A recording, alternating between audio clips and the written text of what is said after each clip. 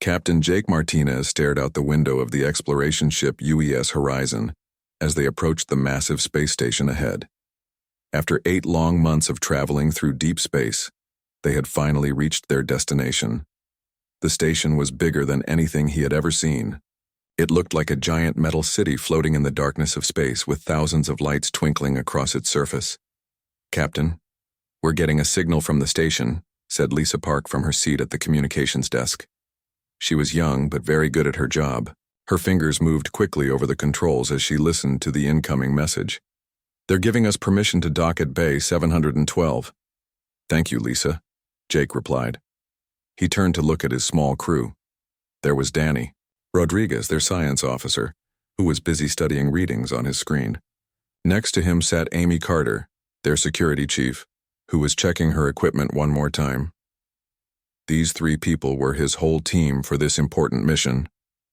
The Horizon was humanity's first ship to visit the Centauri Collective, a huge group of alien species that controlled most of the galaxy. Earth's leaders had spent years preparing for this moment. They wanted humanity to join this group and become part of the galactic community. Jake felt the weight of that responsibility on his shoulders. "Danny, what do your sensors tell us about that station?" Jake asked. Danny looked up from his screen with wide eyes. "Captain, there are over 400 different types of life forms on that station right now. Some are breathing oxygen like us, but others need completely different gases. Some are made of what looks like living metal and others seem to be pure energy. I've never seen anything like it." As their ship moved closer to the docking bay, Jake could see other vessels attached to the station.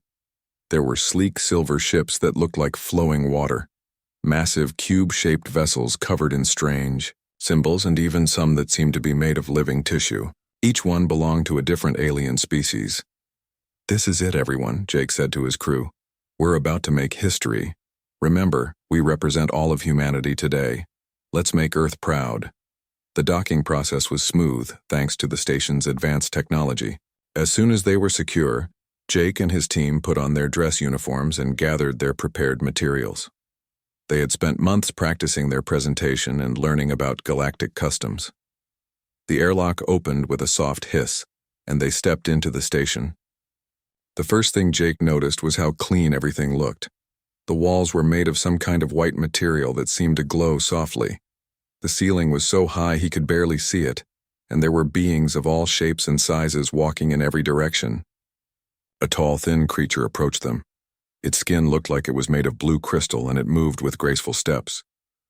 When it spoke, its voice sounded like wind chimes. "Welcome to Nexus Station, humans. I am Ambassador Kethvar of the Zilani people. I will be your guide during your stay here."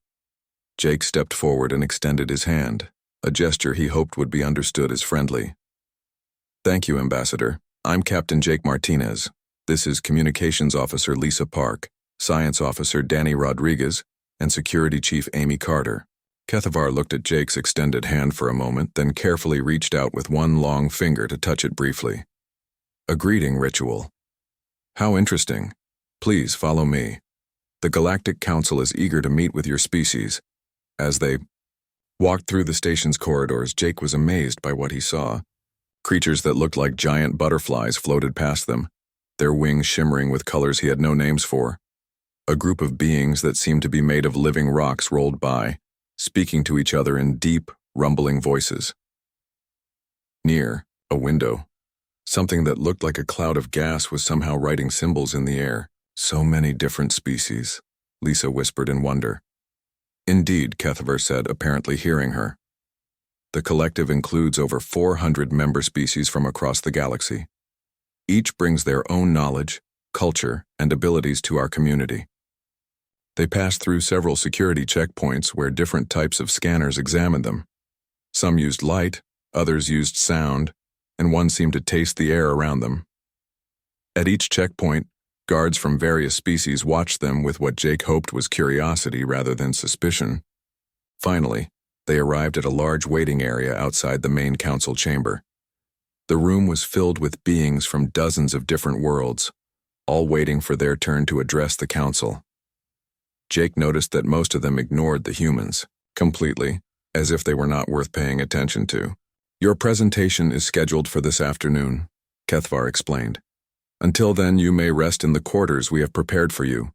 They are located on Sublevel 7. Amy frowned slightly. Sublevel 7? Is that where all new species stay?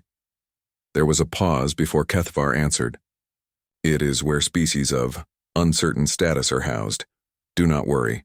The accommodations are adequate. As they followed signs to Sublevel 7, Jake began to understand what that meant. The higher levels they passed through were bright and spacious, with beautiful decorations and comfortable seating areas. But as they went deeper into the station, everything became smaller and more basic. Their quarters were clean but very simple. 4 small rooms connected to a common area with basic furniture. Through the small window, they could see the maintenance bays and garbage disposal units of the station. Well, Danny said, trying to sound positive. At least we have a nice view of the trash. Lisa had been quiet since they arrived, but now she spoke up. Captain, I've been monitoring communications since we docked. I'm picking up a lot of chatter about us. What kind of chatter? Jake asked. Most of it isn't very encouraging. They're calling us another young species seeking membership. One transmission I intercepted said we're too primitive to warrant serious consideration. Another said we're just like all the others who think they have something special to offer. Jake sat down heavily in one of the chairs. This wasn't how he had imagined their arrival would go. On Earth, everyone had been so excited about this mission. They had prepared for months thinking about all the amazing things humanity could contribute to the galaxy. But now it seemed like they were just another species in a very long line of hopefuls. What do we have that's different? Amy asked. I mean, really different. These beings have technology we can't even understand. They've been traveling between stars for thousands of years. What can we possibly offer them? Before anyone could answer, there was a soft chime from the door. Kethvar entered, looking somewhat uncomfortable. I wanted to speak with you before tomorrow's presentation, the ambassador said. I feel I should prepare you for what to expect. The Council has seen many species like yours over the centuries, young civilizations new to space travel, eager to join our community. Most are rejected. Why? Jake asked. Because they have nothing unique to offer. They seek to take from the collective without giving anything in return. Technology, knowledge, protection, they want these things, but they cannot provide equivalent value. Jake felt his heart sink. And you think that's what we're doing? Kethavar's crystalline features shifted in what might have been sympathy. I think you are sincere, but sincerity is not enough. Every species believes they are special. Every species thinks they have something valuable to contribute. The Council has heard it all before. After Kethvar left, the 4 humans sat in silence. Outside their window, alien ships came and went from the docking bays. Somewhere above them, beings from across the galaxy were making decisions that would affect the future of countless worlds. And here they were, stuck on Sublevel 7, wondering if humanity's dreams of joining the galactic community were about to come to an end before they had really begun. We'll figure something out, Jake said finally, though he wasn't sure he believed it himself. We didn't come this far to give up now. But as he looked at his small team in their simple quarters, he wondered what they could possibly do to change the minds of beings who had seen everything the galaxy had to offer. The next morning came too quickly for Jake Martinez. He had barely slept, thinking about their presentation to the Galactic Council. His crew was already awake when he entered their common area. Lisa sat at a small table, practicing her speech one more time. Danny was reviewing data on his tablet, and Amy was checking their formal uniforms for any wrinkles. Ready for today? Jake asked, though he could see the nervousness in everyone's faces. As ready as we can be, Lisa replied, but her voice was shaky. Ambassador Kethvar arrived exactly on time to escort them to the council chamber. As they walked through the station's corridors, Jake noticed more aliens staring at them than before. Word had spread that Earth's representatives were here, though he couldn't tell if the attention was good or bad. Your presentation is scheduled for the afternoon session, Kethvar explained as they walked. This morning you will observe other proceedings to understand how the council operates. The council chamber was enormous. Hundreds of different seating areas were arranged in circles around a central speaking platform. Each area was designed for different types of beings. Some had pools of liquid for aquatic species, others had floating platforms for creatures that lived in gas, and some areas glowed with energy for beings made of pure light. Jake and his crew were given seats in a section marked for observing species. The chairs were basic and placed far from the main action. Around them sat representatives from other worlds who, like the humans, were hoping to gain council membership. The first presentation today comes from the Caltharian Empire, announced, a voice that seemed to come from everywhere at once. War Commander Thraktos will speak for his people. Jake watched as a massive creature walked onto the central platform. Thraktos looked like a giant lizard covered in thick armor plating. He stood nearly 3 meters tall, and his yellow eyes glowed with confidence. When he spoke, his voice was deep and commanding. Members of the council, Thraktos began, the Caltharian Empire comes before you with proof of our strength. In the past cycle, we have conquered 17 star systems. We have crushed 3 rebellions and defeated 2 rival species in glorious combat. The war commander activated a holographic display that showed images of space battles and conquered worlds. Jake felt sick watching the destruction, but many council members seemed impressed.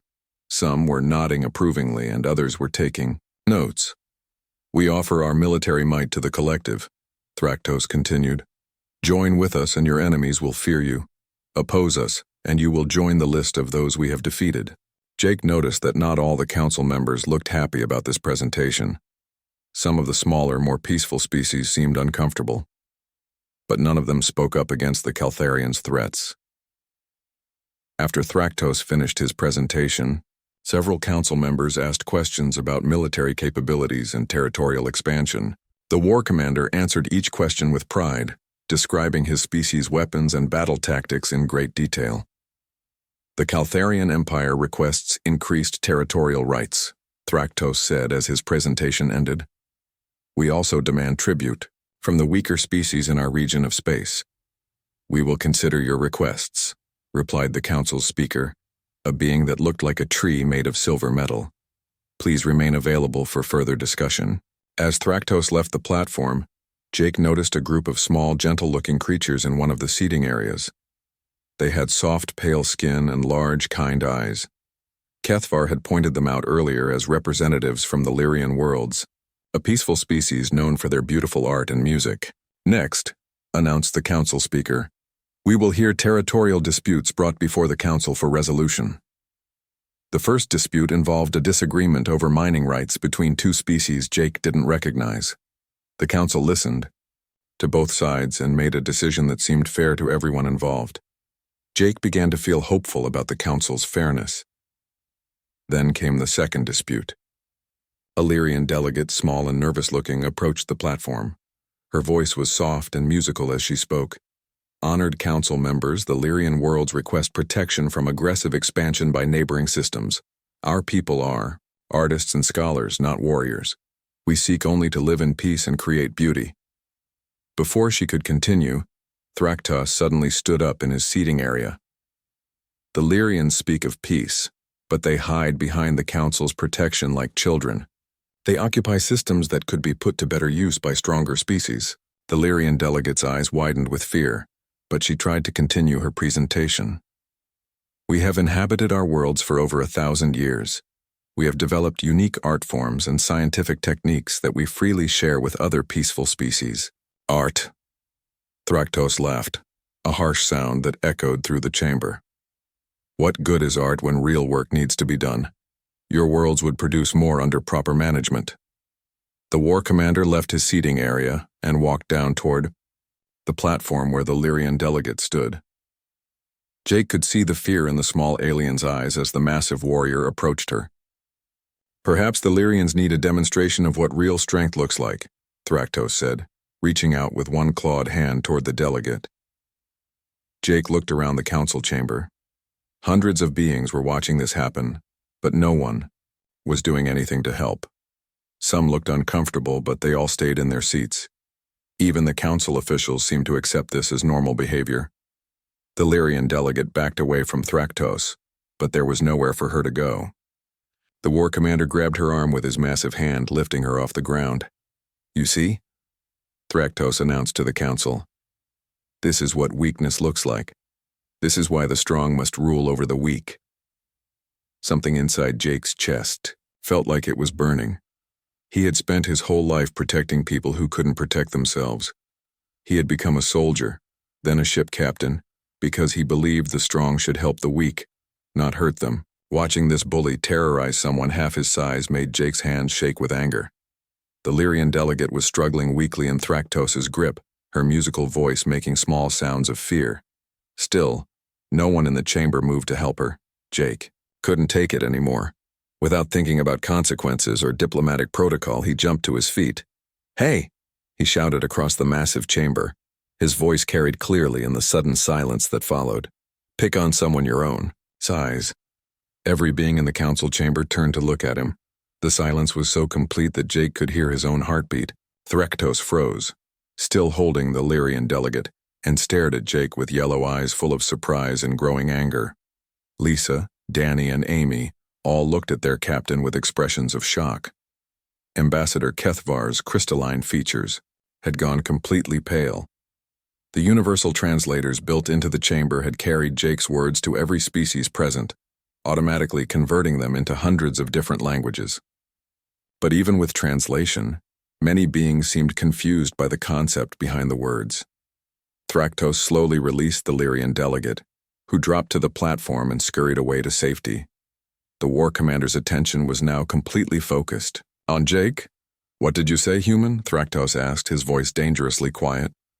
Jake realized what he had done. He had just challenged the galaxy's most feared military species in front of hundreds of witnesses. His diplomatic mission was probably ruined. Earth's chances of joining the Galactic Collective were likely destroyed. But as he looked at the grateful expression on the Lyrian delegate's face and saw other small species throughout the chamber looking at him with something that might have been hope, Jake decided he didn't care about the consequences. "I said, pick on someone your own size," Jake repeated, his voice steady despite the fear growing in his stomach. "If you want to prove how strong you are, find someone who can actually fight back." The challenge hung in the air between them. Thraktos began walking toward Jake, his massive form moving with predatory grace. Around the chamber, beings whispered to each other in dozens of languages, all trying to understand what had just happened.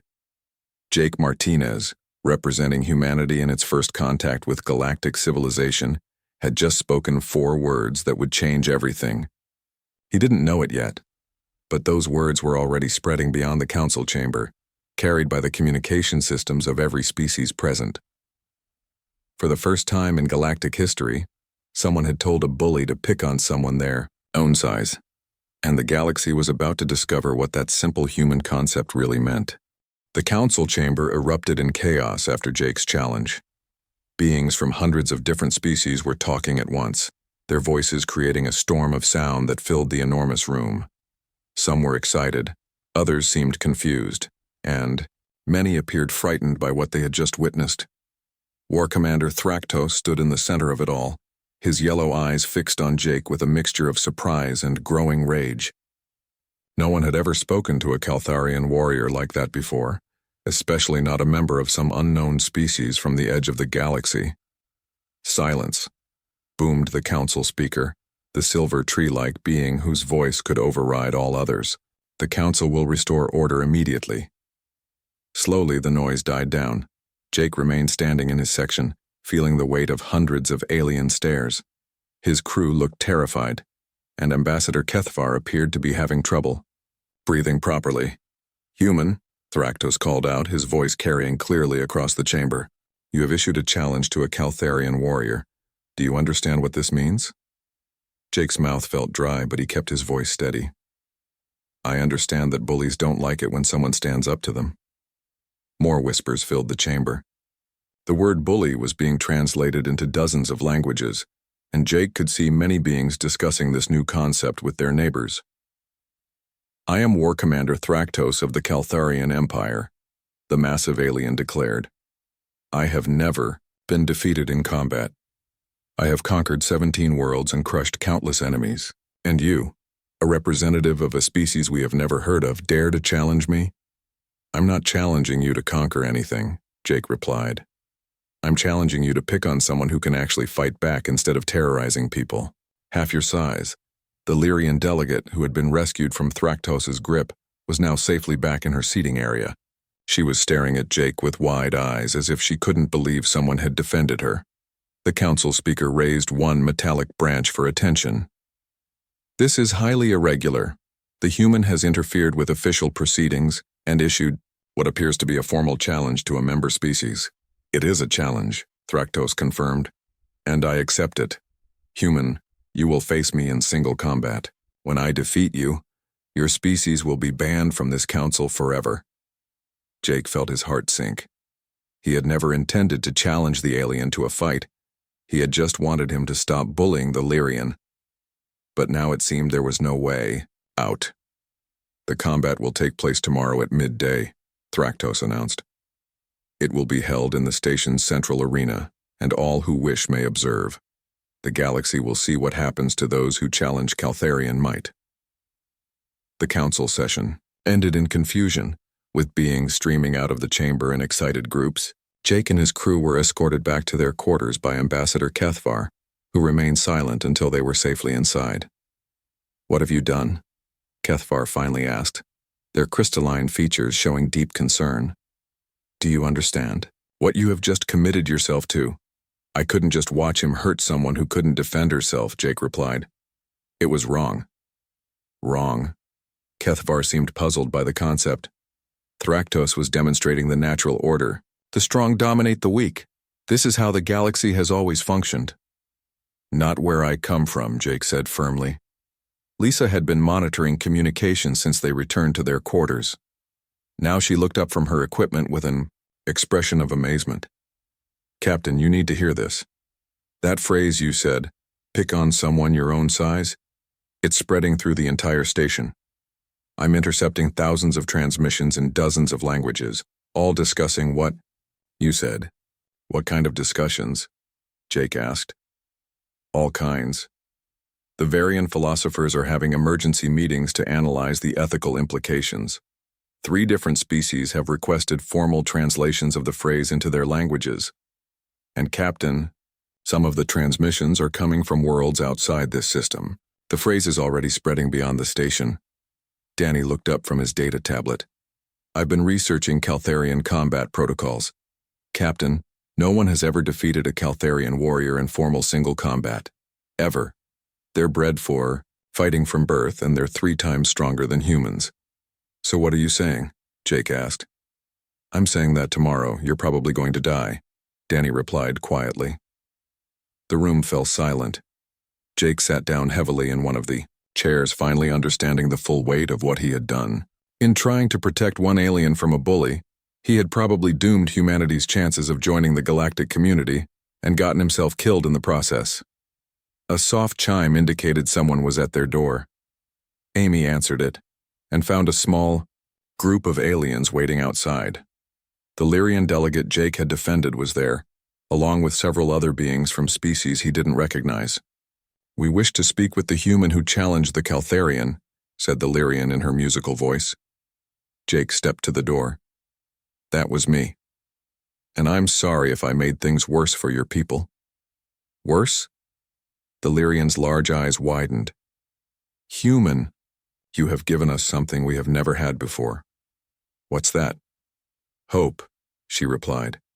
For the first time in centuries, someone has told the bullies to pick on someone their own size. One of the other aliens, a being that looked like a walking crystal formation, stepped forward. We are from the Quarren Collective. We have been oppressed by the Caltharians for 50 years. Your phrase has already reached our homeworld. Our people are calling it the fair challenge principle. The what? Jake asked. The idea that the strong should face equals rather than prey upon the weak, the crystal being explained. It is revolutionary. Many species throughout the galaxy have suffered under the dominance of bullies like the Caltharians, but no one has ever suggested that there might be another way. More aliens had gathered in the corridor outside their quarters. Jake could see beings of all shapes and sizes, and they were all looking at him with expressions he was beginning to recognize. As hope, the Lyrian delegate stepped closer. "We have brought you gifts for tomorrow's combat," she said, offering Jake a small, beautifully crafted blade. "It was made by our finest artisans. It may not be much against Caltharian armor, but it carries the hopes of all peaceful species." Other aliens came forward with their own gifts. A floating jellyfish-like creature offered tactical advice about Caltharian weak points. A species that looked like living metal provided Jake with a small shield generator. Even some of the more warlike species sent representatives with combat tips. "We cannot fight for you," the crystal being explained. "But we can share what we know. You have already done something amazing just by speaking those words.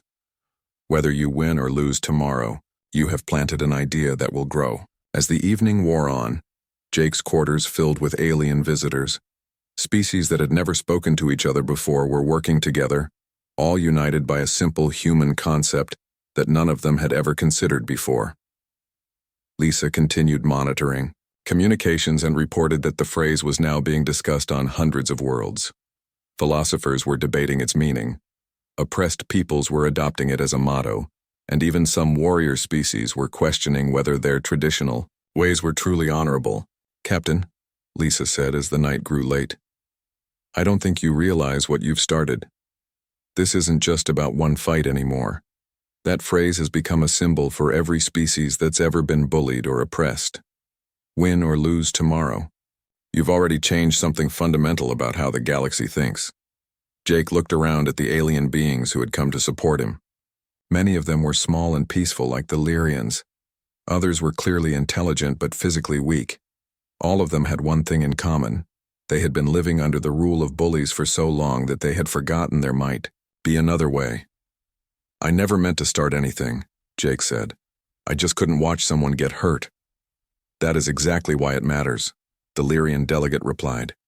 "You did not act for glory or power. You acted because it was right. That is what makes your phrase so powerful." As Jake prepared for what might be his final night, he realized that regardless of what happened in tomorrow's combat, something had already changed in the galaxy. For the first time in galactic history, someone had suggested that bullies should pick on someone their own size, and that simple idea was spreading faster than anyone could have imagined. Jake woke up on the morning of the combat feeling surprisingly calm. He had expected to be terrified, but instead he felt a strange peace. Maybe it was because he knew he had already done the right thing, regardless of what happened today. His crew was gathered in the common area when he emerged from his sleeping quarters. Lisa looked like she hadn't slept at all, and Danny was nervously checking and rechecking the tactical information their alien visitors had provided. Amy was cleaning the weapons and equipment they had been given, her movements precise and focused. "How are you feeling, Captain?" Lisa asked. "Ready," Jake replied, and he was surprised to find that he meant it. Ambassador Kethavar arrived early to escort them to the arena. The crystalline being seemed different today, less formal and more concerned. "The entire station is talking about today's combat," Kethavar said as they walked through the corridors. "Beings who have never shown interest in such events are demanding. To attend, we have had to open additional viewing areas to accommodate everyone." As they moved through the station, Jake noticed that aliens everywhere were stopping to look at him. Some nodded respectfully, others made gestures that seemed like wishes for good luck, and many simply stared in wonder at the human who had dared to challenge a Caltharian warrior. The arena was enormous, built in the center of the station with transparent walls that allowed viewing from multiple levels. As Jake entered, he was amazed to see thousands of beings gathered to watch. Every viewing area was packed, and many species had representatives present who had traveled from distant worlds just for this event. "I have never seen such interest in a single combat," Kethavar whispered. "Your phrase has reached more species than any message in galactic history." War Commander Thraktos was already waiting in the center of the arena. He looked even more intimidating than before, standing in full battle armor with weapons that gleamed under the arena's lights. His yellow eyes tracked Jake as the human approached, and a predatory smile crossed his reptilian features. "So the human comes to face his death," Thraktos announced, his voice amplified throughout the arena. "Today the galaxy will learn what happens to those who challenge Caltharian might."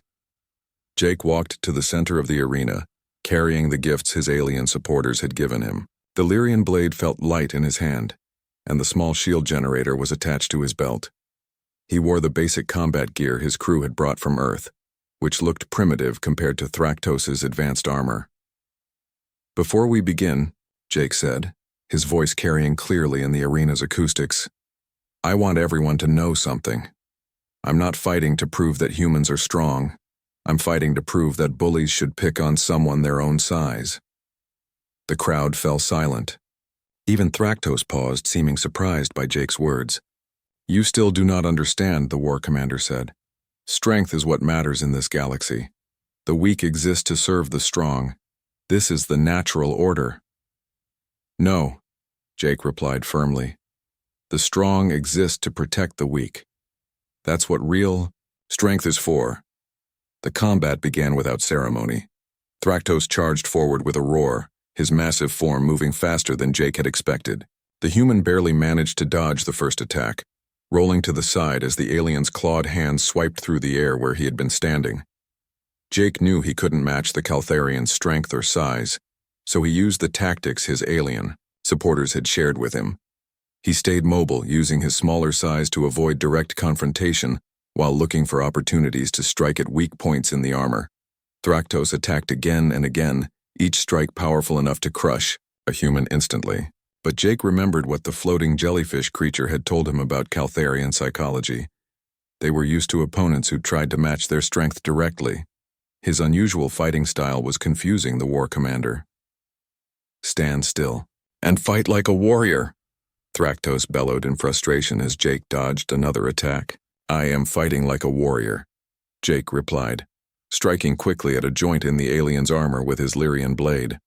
"I'm fighting smart." The crowd was getting more excited as the combat continued. Jake could hear beings from dozens of species cheering, many of them shouting phrases in their own languages that he recognized as translations of "pick on someone your own size." As the fight wore on, Jake began to understand something important. Thraktos was incredibly strong and skilled, but he had never faced an opponent who fought with a completely different philosophy. The Caltharian expected his enemies to try to prove their own strength, but Jake wasn't trying to prove anything. He was simply trying to survive long enough to make his point. The turning point came when Thraktos, frustrated by his inability to land a decisive blow, made a mistake. He overextended himself in a powerful attack, leaving his side exposed for just a moment. Jake saw the opportunity and took it, using the shield generator to deflect the alien's claws while simultaneously striking at the exposed area with his blade. The strike wouldn't have been enough to seriously injure the massive warrior, but it accomplished something more important. For the first time in Caltharian history, their greatest war commander had been touched by an enemy's weapon in single combat. Thraktos staggered back, looking down at the small cut in his armor with complete shock. The crowd fell absolutely silent, as if the entire galaxy was holding its breath. "Impossible," Thraktos whispered. Jake stood ready for the alien's next attack, but it didn't come. Instead, something unexpected happened. Thraktos slowly removed, his helmet revealing a scarred reptilian face with those same glowing yellow eyes. But now those eyes held something Jake had never seen in them before: respect. "You have touched me in combat," Thraktos said quietly. "In all my years as a warrior, no opponent has ever accomplished this." "It doesn't matter who wins or loses," Jake replied, breathing heavily from the effort of the fight. "What matters is that you picked on someone your own size." The war commander stood silently for a long moment, looking around at the thousands of beings watching from the arena's viewing areas. Many of them were species the Caltharians had dominated for years, and they were all staring at him with expressions he had never seen before. Not fear, but expectation. "I understand now," Thraktos said finally. "You did not challenge me to prove your strength. You challenged me to prove your principle." "What principle?" Jake asked. "That true warriors face equals, not prey upon the weak." Thraktos turned to address the entire arena. "The human has shown me something I had forgotten. There is no honor in defeating those who cannot defend themselves. The Caltharian Empire formally supports the human's principle. The arena erupted in cheers. Beings who had been oppressed for generations were celebrating, while others seemed stunned by what they had just witnessed. Jake stood in the center of it all, hardly believing what had just happened. Over the following days, the change in galactic politics was dramatic. Species after species voted to adopt what became known as the Martinez Doctrine, though Jake insisted it should be called the Fair Challenge Principle. The new law required that any species seeking to resolve disputes through force must face opponents of comparable strength, with the Council mediating to ensure fairness. 3 months later, Jake stood in the Council chamber once again. But this time, he wasn't in the observers section. He was on the central platform, being formally welcomed as humanity's first ambassador to the Galactic Collective. The human species is granted full membership, announced the Council speaker, not for their technology or military might, but for their contribution to galactic civilization, the principle that the strong should protect the weak, not prey upon them. As Jake looked out at the hundreds of species represented in the chamber, he saw something that hadn't been there before. Species that had never cooperated were working together. Former victims of bullying were now confident members of the galactic community. And everywhere, he could hear beings using the phrase that had started it all. Pick on someone your own size. Lisa had become humanity's permanent representative to the Council, while Danny led a new department studying human concepts that might benefit galactic civilization.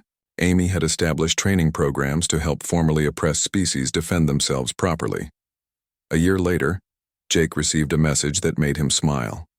It was from the Lyrian delegate he had defended, now serving as chairwoman of the newly formed Committee for Fair Challenge Enforcement.